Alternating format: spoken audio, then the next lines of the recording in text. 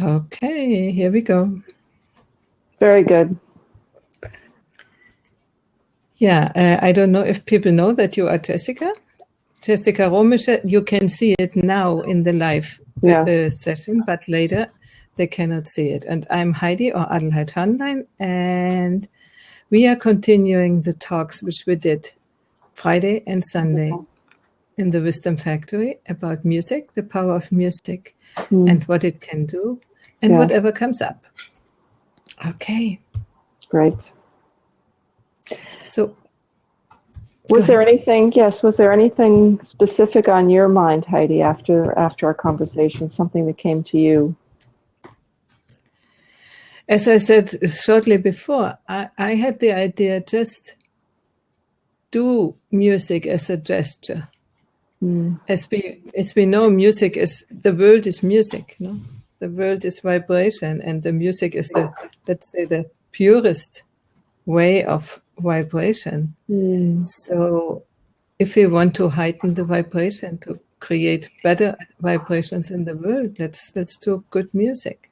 And even if nobody listens, change the paradigm of a concert hall where, we are the stars and 1,000 people clap, and that's the purpose for music, and go to just doing music for the music itself, for the power of the music. This came to my mind afterwards, because I don't sing anymore. I have given up singing for some years ago. And a while I sang with my students, and then I gave up teaching. And so I almost don't sing anymore sometimes, but not regularly. Heidi, can you hear me okay? Great. So a couple of things came to my mind, and I was watching our conversation from yesterday, and there are two things that really struck me. I think it'll end up becoming related to what you just said, that I was thinking of. We had spoken yesterday about music in the face of violence, in the face of terrorism, in the face specifically of what had happened recently in Paris and the terrorist attacks there. And one of the things that struck me was that violence breeds fear, fear breeds alienation, alienation breeds violence. And so you see, this is a tragic loop.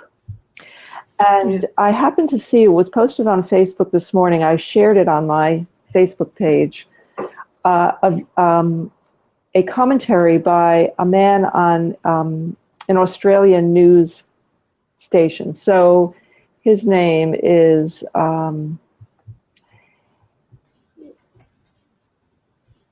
if people go onto my website, onto my Facebook page, they'll see it. It's basically, the subtitle of it is "The Speech That Had Australia Gobsmacked." In other words, that, just is kind of stunned Australia. So that's just what somebody added to it.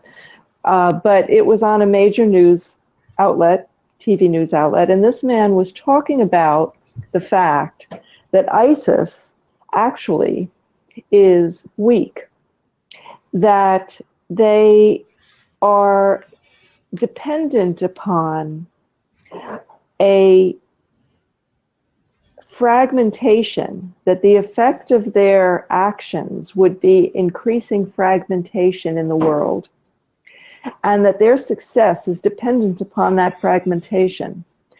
And I was very struck by this commentary, because it is essentially the opposite kind of commentary that you generally hear. And he said, now is the time for us to actually find ways to connect with each other, to defy fear, to defy alienation, and to begin to experience the true humanity and human connection that we actually have. And it was interesting because a cousin of mine simultaneously posted a photograph of one of my ancient ancestors from Russia, say early 1900s, who came to this country because he was able to sort of slip through the cracks. He was bearded with a kind of Cossack-looking hat. So he's Jewish, Russian peasant. And he managed to get into this country at a time when it wasn't always easy for immigrants to make it into the United States, particularly from, uneducated immigrants from the Soviet Union. Well, it wasn't the Soviet, it was Russia at that time. And, from Eastern Europe. So she said, thank God he was able to get in, because if he hadn't been able to get into the United States, none of us would be born. And instead of all these educated, sort of descendants that he created, he would have been in some grave in Eastern Europe someplace, along with all sorts of other people. So it shows you that these issues that we're grappling with now are not new. And I put that together with this commentary from this Australian broadcaster. And this Australian broadcaster looked like he was either Indian or, Middle Eastern. And he was saying, look, the temptation will be to alienate ourselves from others. But if we can actually go and fly in the face of that temptation and begin to operate in ways that are not just fear-driven, it will be the most powerful response to what happened. And he ended his speech by basically saying, this is an expression of love rather than fear. And love and fear cannot coexist in the same spot. So it's a leap of faith. It's a leap of faith, a leap of love. And I think that it connects back to what you were saying, Heidi, about the power of music, because music, more than any other human form of expression, is a way to dissolve fear and to open the channels of love. I see it every day in the work that I do.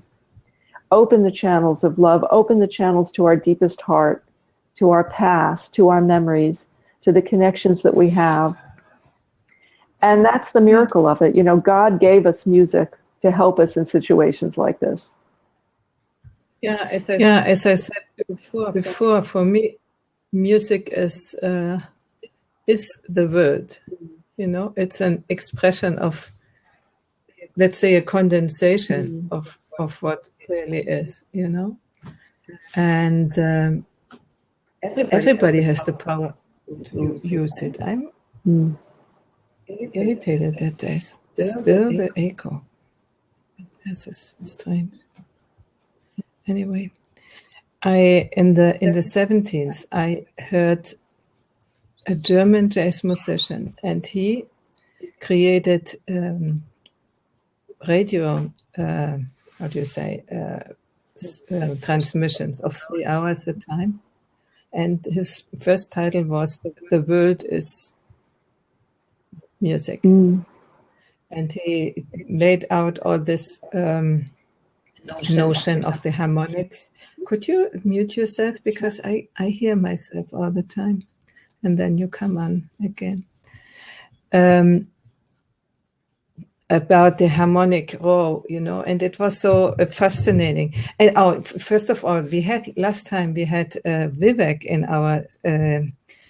our talk, and he was talking about, he's Indian, comes from India, and talking about their music, which is more spiritual and so on. And I laid out that their music is more a static music, more an exploration in vertical, in the overtones, while our music is more an ongoing music, an exploration of harmonics, of movement, of going ahead and ahead and ahead.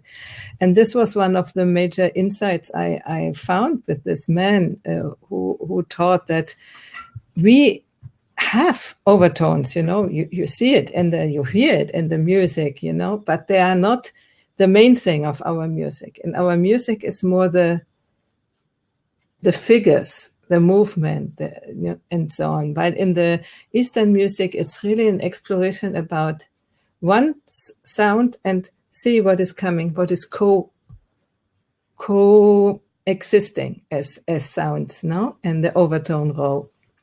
And then from there, he said, everything has its own overtone, his own vibration, let's say. So if you have a stone, or if you have this, or in your body, the bones or whatever, they have all their vibrations, their tones. The planets have their tones, you know, they are vibrating in a certain frequency.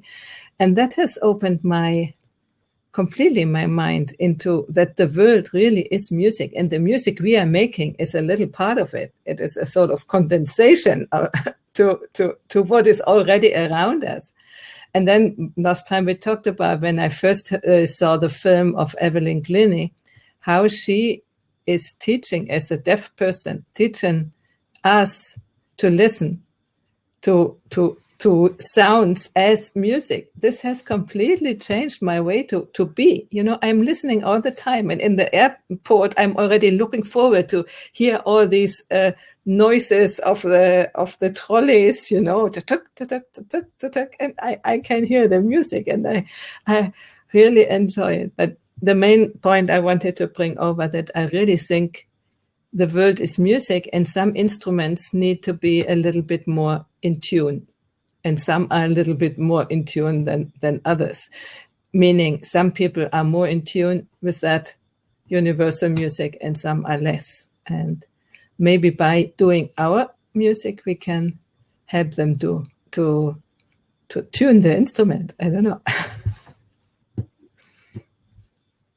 You must unmute yourself. I cannot hear you. I think it's an interesting way to look at it, you know, because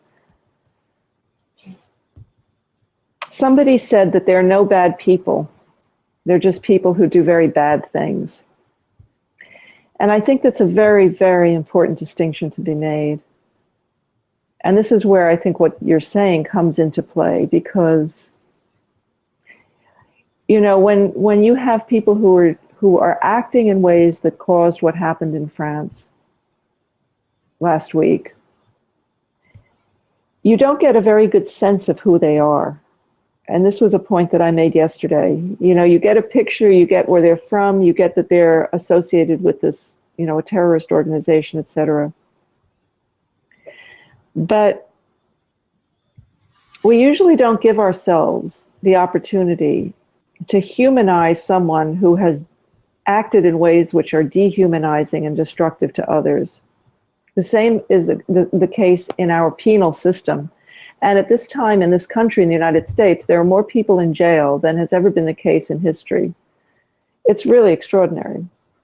So the whole point, you know, is what does it take for us to begin to delve into the human heart, to begin to understand and unpack the experiences that people have, which are causing them to act in ways which are denying others their right to happiness, their own, you know. So you see, that's when yesterday when I talked about this tragic domino effect, or, you know, this vicious circle, right?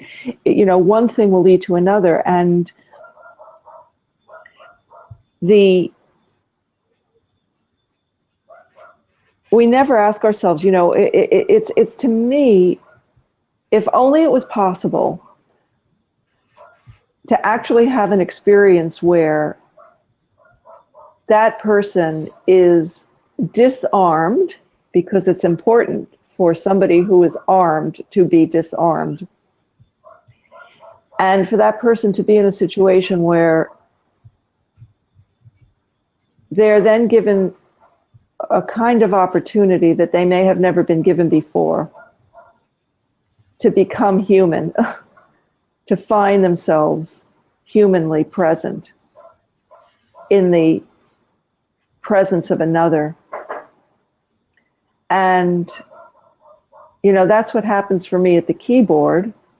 You know, it was really quite extraordinary. I'll share something that happened last night. So I was performing for a number of people in an Alzheimer's residence. Okay, so these are people who, to varying degrees, are acting, you know, there was a lot of energy. It's not always the case, but there was a lot of energy, I don't know, agitation going on. People were saying and doing things that could be described as disturbed, and it was there were things that were happening between people, okay, that were disturbing. And I was playing at first I started playing something like, you know, a very upbeat tune. But as I began to realize what was going on, I shifted the feeling of the music, the vibration of the music. And I became very aware of people behind me, because I was sort of sitting at the keyboard and then everybody was behind me listening. People were up and down and complaining and yelling at each other and all of this kind of stuff. So you could say there was a certain kind of violence going on in a certain way. I mean, it wasn't, you know, people were acting in ways that were just disturbing to each other. And at a certain point, a couple of people sat down, and there was this moment of kind of, I felt that there was a moment where I could enter into what was happening. And I began to play into that feeling, okay, and I shifted the music entirely. And it was like the entire room suddenly became one.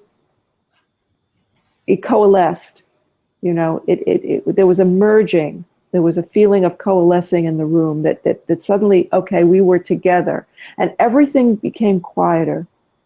So you see, this is a different kind of conducting. You know, I'm not conducting an orchestra, I'm actually entering into duet with the thing that's happening around me. And when you start to do that, then you begin to become aware of openings. And that's what I realized. I'd never actually experienced it quite in this way before. So it's striking that you and I are talking, because it literally just happened last night. And so I shifted the music and I entered into that space, that opening that was happening with all these people. And the entire feeling in the room changed. It was like a minor miracle. And after that point, it was like I could move through the music and people could move, and we were moving in ways that were not happening before. So it's an example of something along the lines of what we're describing. Because in most circumstances, those people would be dealt with, quote unquote, in ways that, you know, we're not humanizing of them. But there's another way. Yeah, it brings to my mind when I hear you saying that what you are doing is facilitating a process where you first sense into what is coming and get it in some way, no? And then you sort of, probably it's not even a studied process, but it's your intuition which brings it in another how to say, binary. It brings it into another direction. And when you feel that this is the moment, and you talked about this moment where you could enter, and then they probably began to hear you, because I don't think they heard you before. And in this moment, and it was sort of a collective opening. By the way, Otto Scharmer is a little bit talking about that. I don't know if you know the you process, no? And then they begin to hear you, and then you can guide them. So the thing is, I think to do that, what you are describing, it's not just playing some music out of a loudspeaker. it can be good too when it's nice and calming music, but it's not really directly speaking to us. It's a little bit the difference between talking here together, seeing each other, talking together, or having a landline from about 30 years ago, hardly understanding and not really getting each other, you know. This is completely, or listening to a pre-recorded thing where I tell you something, a whole talk about what I'm thinking, or you. No, this is completely a different thing. But being in the moment, being able to catch the energy of the moment,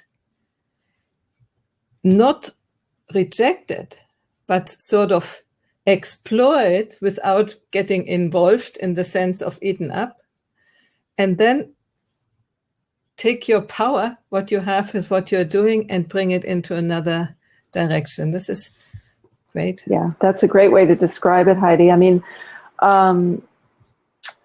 the word, of entering into it, you're entering into a dialogical a relationship. So there's a dialogue, happening, an interaction and a relatedness that, if I was just a standard pianist and I just come in with the standard pieces and I was only going to play those and that's what I was going to do, then none of this wouldn't have probably happened in that way. I had to change in order to be able to, for what I described to occur. I think you can still touch the hearts of people with the normal music when you play it in your full, out of your full being. But you don't have the possibility to respond. Yeah. And to direct and really go into conversation with the listener. Yeah. I play a lot at nursing homes and assisted living, memory care units, residences, and so on. And one of the greatest compliments that I've ever received, kind of bar none, is a resident came up to me after a performance. This was at a nursing home. And he said, we have a lot of people come here and they're good musicians, they're good singers, whatever they are. He said, but you're completely different. He said, it's like you're one of us. And I was so struck by that. I'll never forget it. I posted it on my website because that's an entirely different order, of experience. So it's a great compliment for somebody to say that. Yeah. It's because you want that. Mm-hmm. There are enough people who have no idea that you could get into dialogue with who is there. Absolutely. It's the not confrontal, how do you say, frontal lessons. Somebody is there doing and the others just receive. Mm-hmm. There is no both direction. And let me think about it, because I'm still hearing the echo. I try to talk so low. I think originally music was that, what you are talking about. And the shamanic ways, I think, of healing, that was that they sensed into the soul of the people and did the music which was adapted. And even today, I guess. And then with our music, even Eastern, also more Western, we have done a different route. We have done more into performance and brilliance and exploration, what is possible in music itself, and not so much as music as a means to transport heart connection, And it might be the time now that we bring it back. And you are doing it. Well, I appreciate you helping me share this with so many people because I'm very passionate about it, And it's because of what I've seen. So I have been able to be, I've been blessed to be able to to have a kind of awareness in myself, I think through various gifts that I'd been given. They came together in this way where I could sit with somebody and actually create an opportunity for them to be who they truly are. I mean, I've had gifts from so many directions, and I'm blessed. So I feel it's my duty in some ways. I wrote my book, for the same reason. What I was seeing, I felt it was a duty to, an almost a moral obligation to spend 4 years writing it. And when I look back on it now, I just thank God that I could, that He protected me, the spirit, the world, that power protected me in order to be able to do it, to get to that point where I could bring it out into the world. So, coming back to our, let's say, talk about the level of development and so on, I think we sort of have reached this level where we can actively go into accept the feeling that we have to give it out. It's not just an idea, oh, I will be great when I do that. That was before, no? The performing for singing for a lot of people and and getting money for it. This was also a good thing. And then at the moment, for me, I can only talk about me, but it's so much more important to do these things. Talk with you, talk with other people, to get the message out that there are other ways, even if there are not many people to listen to it. But they will. Sooner or later, they will listen, and they will see, oh, there has somebody talked about it, and they will find the resource, I love that, Heidi, and I again, I'm so grateful for this. You're a king of technology. You've kind of gone into this world and created these platforms. I mean, I've been doing this stuff over here. I haven't mastered this whole side of it. So, and I appreciate also very much you've been so generous in supporting, support the people who you're speaking with. And I felt that I've been experiencing that firsthand. So that automatically sets up this wonderful, relationship. And I think it has to, I think it allows me to convey my message in ways that are really good. And I thank you for it. This is exactly what my idea is, to enter into conversation where, let's say, creative conversation, where things can come out which you, me, alone, we might not have thought of. But you give me the occasion, for instance, when I did all this talking, to order the things in my mind and to say them. Maybe I wouldn't have. If we hadn't talked together. Yeah. And I really welcome people. I mean, I'm very happy that this ends up being a YouTube video, because I really welcome people to connect with me on Facebook and Twitter and so on. And because these video and others, that we've done together will be posted, and as well as the video that I just mentioned, from Australia, which I think is just a magnificent message. I mean, that man put out a magnificent message. If all of the media was expressing what he expressed, this world would be pivoting towards that love faster. So you see, there's a sort of impediment, because the media is feeding fear. They're feeding fear, and people should be aware of it. You can't, it's not a neutral thing when you turn on the TV. It's not neutral. That's why I don't watch TV. Yeah, it's not neutral. Or the web, it's essentially, an extension of it. But in the web you can choose. Yeah, and you find other ways too. You know? But it's a very important point. I mean, the media has, a certain unspoken agenda, and it's very important. I think one of the challenges that we have now is to become more conscious of the effects that what we expose ourselves to are having. So it's not a neutral thing. When we watch something, when we watch a particular show or particular view or particular channel or, particular video, or et cetera, that's having an effect on our consciousness. And we have to become masters of what we're exposing ourselves to, masters of our in our ability to determine what are we going to expose ourselves to. What actually is the effect that what I'm watching is having. Do I feel more fear afterwards? Do I feel more love afterwards? Do I feel more myself, or not? And this is it's enormously important. Can you mute yourself a moment?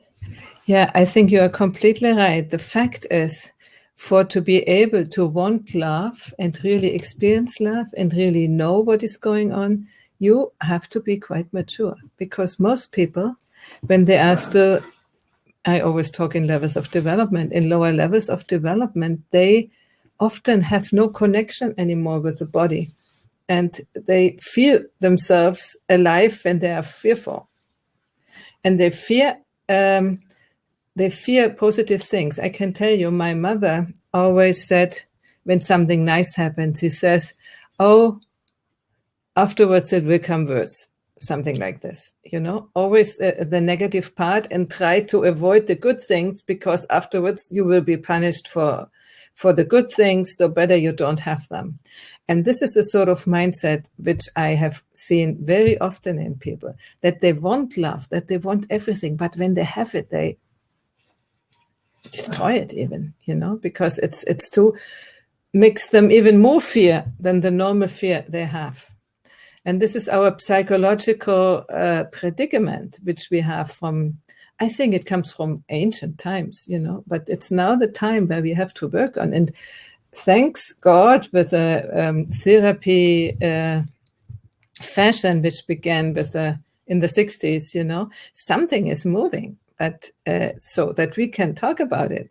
I think 50 years ago we couldn't talk about these things. Yes, that's true, Heidi. And I mean, I think that example that you gave from your mom is a poignant example, because essentially she's expressing a kind of fundamental fear and pessimism about life. Okay, so this is the lack of faith. So it's an opposite, in a sense, of faith and of love, you could say, perhaps, or of a kind of sense of it being at ease in life. But you see, what's very interesting is that the way that I think about it is that I had this experience that some really horrendous stuff was happening in my personal life, and I was finding that my entire consciousness was being absorbed with this negativity. Okay, and I went out to do some errands, and something inside of me just responded to a person that I met with happiness. Like I did something or spoke or did something for them. I did a small gesture, I think. I did some small favor, and I just extended myself. My entire experience changed in 1 second. Because what I did was I actually expressed the very thing which I was hoping for in my own life to another person. So I expressed love and generosity despite everything that was going on, and the entire reality that was, that I was having completely changed. So the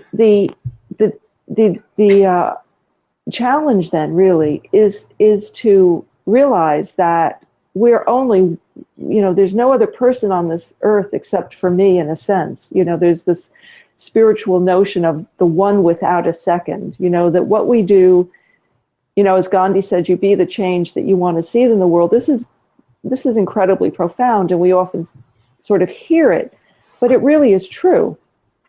If you extend yourself, if you create the conditions for another person that defy your own pain, suddenly your own reality, you find yourself being in sort of experiencing a kind of heaven on earth. I think you are completely right, and I again say that is not the normal condition of people. the more they are disconnected from the heart, the less they can do it. And I have discovered my heart not a long time ago. I was in the same thing, and I know what I'm talking about, We have the power, but we must realize that we have the power. As long as we don't, there's all the other things. There is envy, You are so happy, and I'm bad. I'm in a bad mood, so I will destroy your mood too, and things like that. This is the normal condition of people. But I want to lead back to what you said at the beginning, that people who do horrible things are not horrible people. I think I'm completely convinced that everybody does in every moment what he thinks is the best for themselves in some way, or for their family, or for whatever. But they think to do the very best thing they can do in the moment. They are convinced. Doesn't mean that it's the best thing when we look from outside, But from themselves, I think they do that because they firmly believe that by doing that, they serve, I don't know who, but they do the best thing they can do in this situation. And when you see it, what comes out for other people, it's for them. It's not a concern, because this is their reference points are completely different and completely closer. No, a very, very narrow system in which they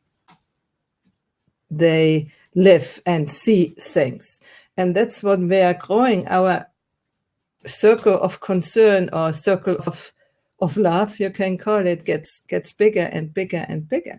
But I mean, a 16 or 70-year-old guy who does a thing like this in service maybe to his mother, who has a problem and needs money, and he gets the money only in this way, or whatever it is, and then he thinks that's the only thing I can do, because he didn't find any other thing. And then he talks himself into it, and he does it, So I think everybody has a good reason for doing what they do, although it can have horrible consequences, really. I mean, I think there's absolutely an element, yes. I mean, there's no question there's an element in that of what you're saying, I think.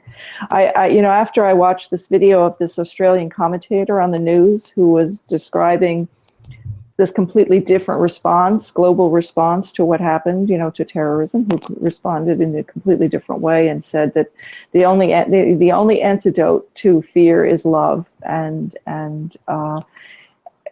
again, to see that on the mainstream media is really so striking. It makes you realize that this isn't the message we get hardly ever.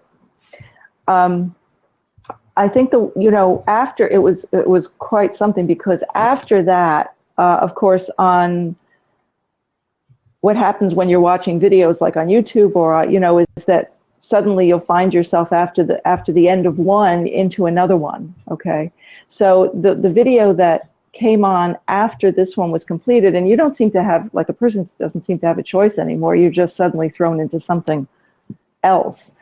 Was actually a video that somebody had taken on last Friday in Paris as this horrendous thing was happening. And it was as if, your heart was opened, and then suddenly there you were, finding yourself watching this horrible, horrible, horrible thing. And I turned it off. I mean, I just, but in the light of what we're talking about, all you can imagine is that somebody is doing that, watching this suffering that they're causing, okay, and they're immune to it. You see, they're immune in some ways. They're cut off from it. This is what we were talking about before, with this kind of profound alienation. And what is it that creates in somebody's life a vacuum so profound, a vacuum of love so profound, a vacuum of connection that's so profound that they can do it? And you see, we're all on that spectrum. What we watched on Friday, what happened was like at the extreme end of that spectrum. We're all kind of cut off to varying degrees, all right? And the reason that I had to write my book, Heidi, which is about a woman who came into my life when I was 8, is because I experienced somebody who was not cut off. And I knew it was a moral obligation to present that story to the world. So the first line of the book is, it took me 45 years to realize that I'd been raised by a saint. But as I look back, there were signs along the way. So that entire period of time, I myself was in a state of kind of varying degrees of disconnection. And I began to see the effect that this person was having, not just on me, but on other people, on life, on birds, on flowers, on plants, you know. And I thought, oh my gosh, this is so rare that I have to do it. I cannot not share this story with people. So, you know, that's my sense of what we're talking about. And I think that those reasons people have, I mean, they're sort of in the mix. But the level of disconnection, this is the human condition. It's the human condition. Absolutely. It is really something. So there's, in a sense, nothing more important that we could be talking about than what we're talking about.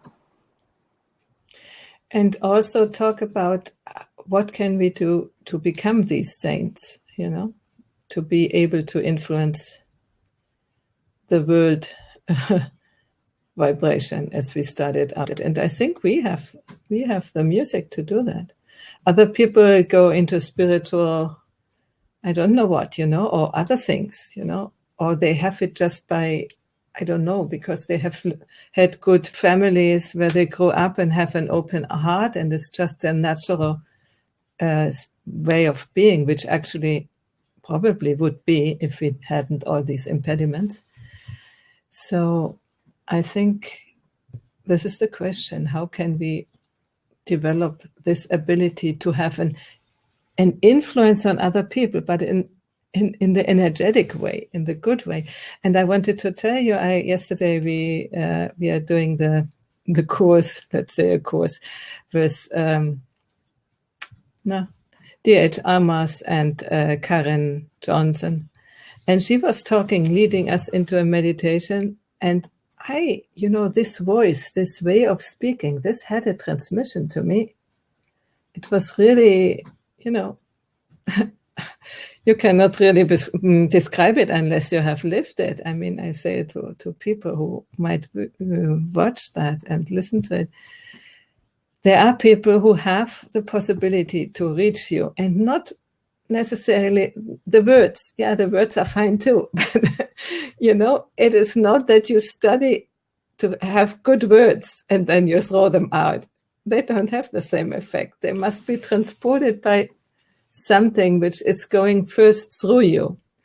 And I think with music we have enormously this possibility. I mean, voice even more, because when you are really well connected, then you use the whole body. But also, I mean, instrumentalists, they're using their body too. You know, it's not that you sit here and do this, no? So when it goes, the message goes through you, and this instrument you have is completed, or almost completed. Maybe have little things still to review, but mainly it is an instrument which has a sound.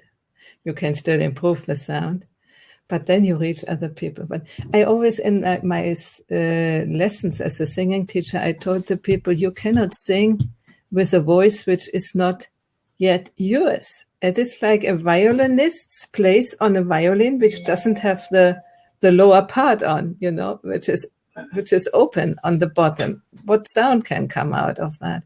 And when we see it translated from music to life, it's the same thing, you know. When we become complete, then we have the possibility to, okay, it is coming, wonderful. Then we have the possibility to transmit well, you know, something. It's amazing, Heidi, because I don't think, I think that just the opportunity that you're giving to express, in my case, I just feel grateful that I have this opportunity, because, you see, I find myself in the expression. In other words, when I look back and I review the videos that we've done, the dialogues that we've done, I actually realize that there are things there. You see, it's coming out. In the process of coming out, it's being realized. So I think that's the same with music. It's what makes me realize that we're actually already whole. And it's a matter of, and again, this is a kind of leap of faith, you see. And this is the opportunity that you're giving me to realize this even more and to have even more confidence to be able to say this, is that in the process of self-expression, whether, and music is one of the most beautiful ways to do that, you realize the voice that's there. So, you see, we give each other a kind of, we create like a mirror. And then you see, you have this opportunity, like in back in the 20s or 30s, there was this wonderful ad here in the United States, and it was for the early Victrolas, were the early record players, and those early record players had like this needle. They were extremely primitive, but there we are, and the sound would be amplified through a horn that sat on. Right? Okay. So then there's a dog sitting in front, listening with his ears perked up like this, and he's listening to the sound coming out of the player, the Victrola, and the title underneath the ad is the subtitle, or the caption is his master's voice. He's hearing his master's voice. All right. So that player, when I work with people, I say, you see, I use that image because I see what you're experiencing is you're hearing your master's voice. You're hearing that part of yourself, which is whole and true, and you came into life with it. So it's like that dog, suddenly your ears are perked, you see, oh my gosh. And other people might hear it too, and they're saying, oh my gosh, that's that person's true voice. So that's the duet paradigm. That's the nature of what I do through music when I work with people. But it's like you hear your master's voice, and it's the most beautiful thing. When we spoke on Friday and I talked about that girl in Australia who was in this juvenile detention center and how she was sitting with me, and she suddenly became so excited by hearing the music that she was able to create at the piano, and she was hearing her master's voice. It's the most beautiful thing I can imagine. So then the transformation takes place. She transformed because of it. I didn't do anything except just help her to have that opportunity. That's wonderful. And we are committed to give this opportunity by these talks and maybe also by music. Kate, I see you are here. I'm waiting for you singing with me. Oh yeah. So we will go on having these talks, and we see what we can do, and having the music. Yes. Next time maybe with your piano. And I will begin just for myself, do a blab and begin to sing. Yeah. Let's see. Yeah. That would be wonderful, Heidi. And so, I wanted to say how much I appreciate the people who have tuned in, and I'm excited about the possibility of being able to play for people over this platform online, so that the music, like you said, and you're singing, Heidi, I think you should do that. I think it's fantastic, as that could be a part of people's experience here. And I think we could also, Yes, I just wanted to also say, because I think we'll probably be sort of wrapping things up, but I really encourage people to, I welcome people to get in touch with me and on my website on pianobeautiful.com or on Facebook. These are great channels to communicate. Yeah, sure. And what was I going to say? When we have figured out the technical things, I think we could do something like you do, but not contemporarily, but one after the other. We could make conversations, linear conversations, So that first one person is playing, singing, and then in response the other. And we just have to figure that out, how we could do that. Kate, you are in.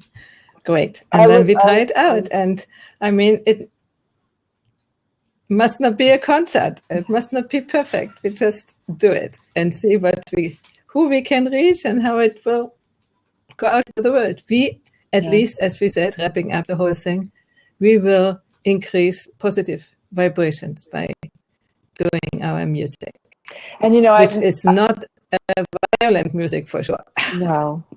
But I noticed, we've been on for an hour now, which has been fantastic. And I noticed, in the last few minutes, various people have joined. So I think it would be great. We can take note of all of you who were there and let you know the next time that that we'll be doing this. So we'd be delighted. I'd be delighted to have you join us again. Circle us.